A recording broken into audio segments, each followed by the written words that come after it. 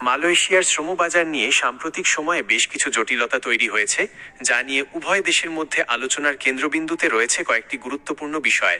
মূলত সিন্ডিকেট নিয়ন্ত্রণ, অভিবাসন ব্যয় কমানো এবং কর্মীদের সুরক্ষা নিশ্চিত করার মতো বিষয়গুলো নিয়ে সমঝোতায় পৌঁছানোই এখন বড় চ্যালেঞ্জ। নিচে বর্তমান পরিস্থিতির মূল কারণ ও সম্ভাব্য প্রভাবগুলো তুলে ধরা হলো। 1. সমঝোতার মূল পয়েন্টগুলো কি? মালয়েশিয়া সরকার বর্তমানে তাদের বিদেশি কর্মী নিয়োগ প্রক্রিয়া আরও স্বচ্ছ এবং ডিজিটাল করার ওপর জোর দিচ্ছে। অন্যদিকে বাংলাদেশ চায় অভিবাসন ব্যয় নিয়ন্ত্রণ, কর্মীদের থেকে যেন অতিরিক্ত টাকা নেওয়া না হয়।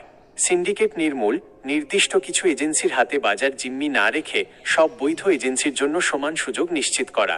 শ্রমিকদের সুরক্ষা, মালয়েশিয়ায় গিয়ে যেন কেউ কাজহীন বা মানবেতর অবস্থায় না পড়ে। 2. কেন এই বন্ধ হওয়ার আশঙ্কা?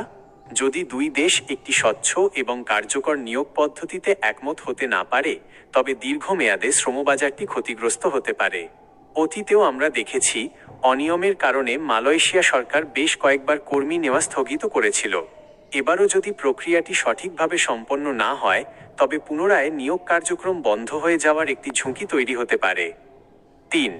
সাধারণ কর্মীদের ওপর প্রভাব। শ্রমবাজার নিয়ে কোনো অনিশ্চয়তা তৈরি হলে সবচেয়ে বেশি ক্ষতিগ্রস্ত হন সাধারণ বিদেশগামী কর্মীরা। ভিসার অপেক্ষায় থাকা ব্যক্তিরা, যারা ইতোমধ্যে টাকা জমা দিয়েছেন বা মেডিকেল করেছেন, তারা দুশ্চিন্তায় পড়েন।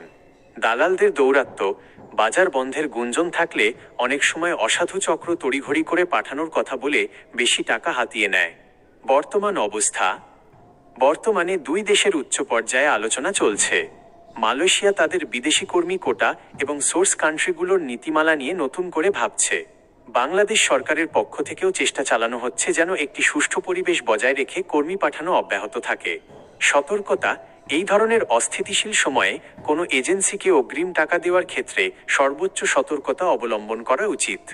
সরকারি ঘোষণা বা নির্ভরযোগ্য সংবাদ মাধ্যম ছাড়া কোনো গুজবে কান দেবেন না।